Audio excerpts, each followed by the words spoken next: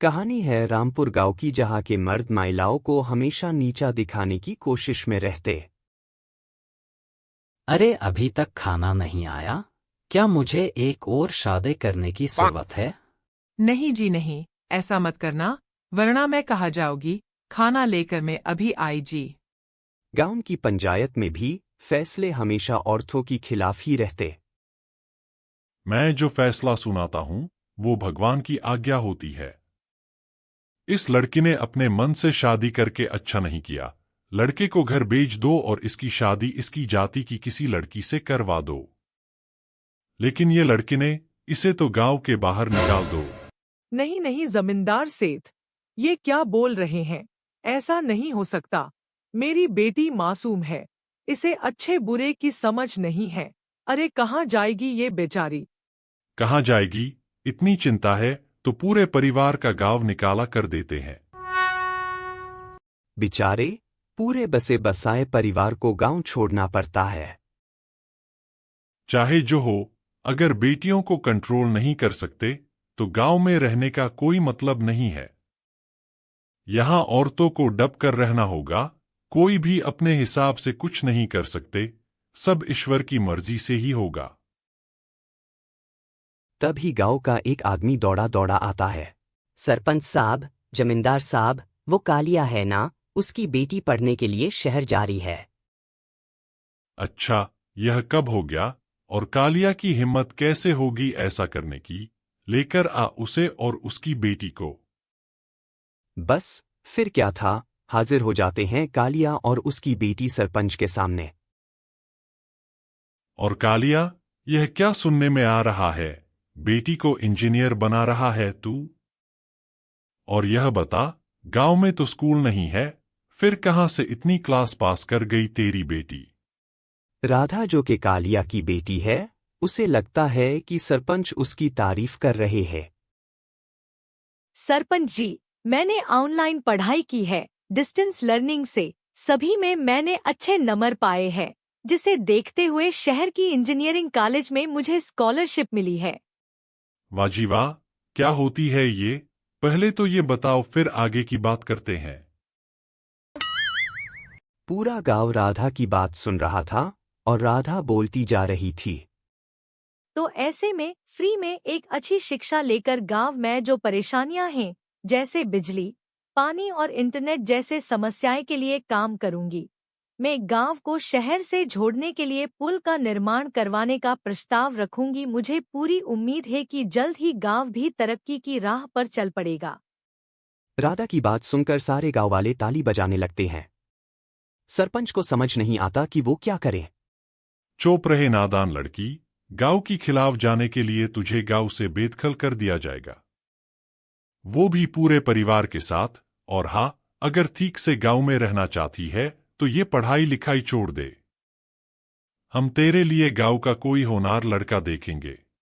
तभी गांव का एक आदमी बोल पड़ता है। अरे नहीं नहीं सरपंच जी, राधा बिटिया जो बता रही है, अगर वैसा हो जाए तो हम लोगों को पैसा कमाने के लिए बाहर नहीं जाना पड़ेगा। हाँ जी, और नहीं कोसों दूर पानी के लिए भटकना पड़ेगा। हमारे बच्चे भी अच्छी पढ़ाई कर सकेंगे और आगे बनेंगे, नहीं कि हमारे तरह खेती करते बैठेंगे। क्यों गांव वालों, राधा बिटिया का साथ देना चाहिए ना? सरपंच देखता है कि गांव राधा की साथ है तो वो चुप हो जाता है। वो घर आकर अपने सलाहकार से बात करता है, जो बहुत ही चालाक किस्म का इंसान होता है। अरे सरपंच साहब, आपको बहुत ही होशियारी से काम लेना पड़ेगा। एक बार गांव तरक्की कर गया, यहाँ के बालक पढ़ लिए तो कोई न पूछेगा आपको। और फिर ये जो बेटा और बेटी है न आपके, इनको भी आम लोगों की तरह ही जीवन जीना होगा। हाँ, लेकिन करे तो क्या करे? वो ना, आप मुझ पर छोड़ दीजिए, बस मैं जैसा बोलूं करते जाए। अगली रोज सुबह जब गांव वाले सोकर उठते हैं तो राधा के घर के बाहर और साथ ही वो लोग जिन्होंने राधा का सपोर्ट किया था, उनके घर के आगे लाल रंग से "कल आओगी" लिखा होता है। कल आओगी? यह क्या होता है? अरे यह तो खून से लिखा है, लगता है कोई भूत प्रेत यह चुड़ैल का साया है। चलो सरपंच जी के पास चलते हैं। सभी सरपंच के पास जाकर उसे सारी बात बताते हैं। ओरा, ये तो बड़ी मुश्किल की बात है। चलो, मैं एक बाबा को जानता हूँ, उन्हें बुला लेता हूँ। सरपंच बाबा को लेकर गांव के घर की बाहर जाता है। ओहो, तो ये वो चुड़ैल हैं जो उन लोगों को निशाना बनाती हैं जो गांव को बदलने की देखते हैं। वो गांव को ऐसे है संपन्न देखना चाहती है, वो नहीं चाहती कि कोई बहरी यहाँ का कायकल्प करे। क्या तुम लोगों में से किसी ने गांव को बदलने की सोच रखी है? तभी राधा की माँ रोते रोते आती है। मेरी राधा घर से गायब हो गई है। अरे कोई तो बचाओ, मेरी बच्ची कहाँ गई?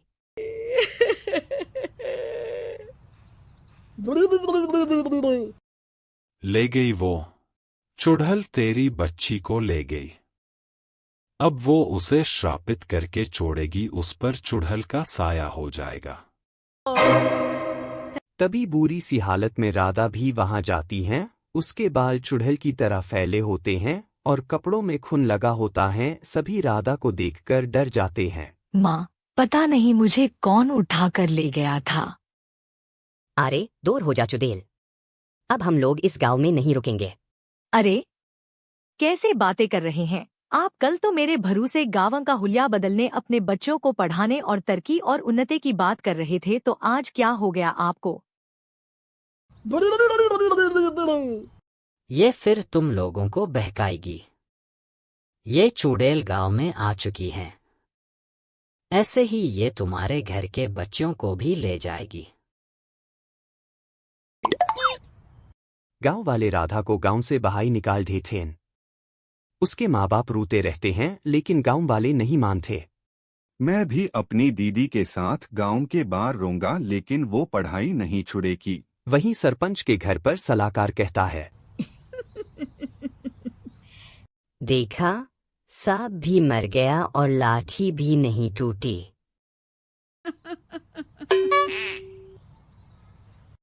लेकिन अगले ही दिन सरपंच के घर के बाहर भी वही शब्द लिखे होते हैं और फिर सरपंच की बीवी कहती है, हमारी बेटी को किसी ने अगवा कर लिया है।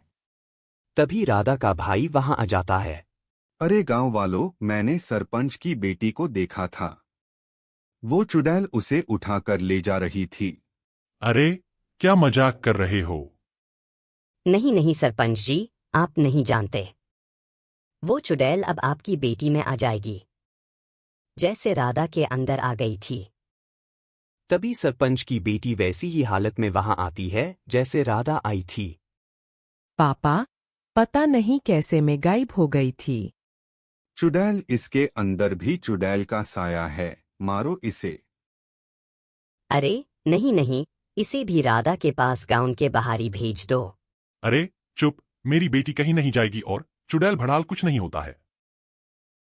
अरे कैसे बात कर रहे हूँ सरपंच जी?